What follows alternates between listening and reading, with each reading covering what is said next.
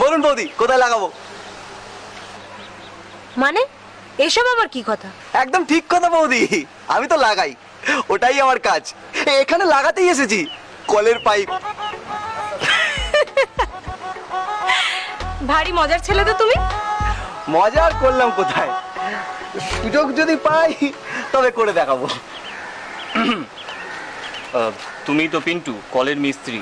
হ্যাঁ দাদা, আপনি তো বলেছিলেন আপনার পাইপ ফেটে গেছে, আপনি নতুন পাইপ লাগাবেন। আমার পাইপ ফাটতে যাবে কেন?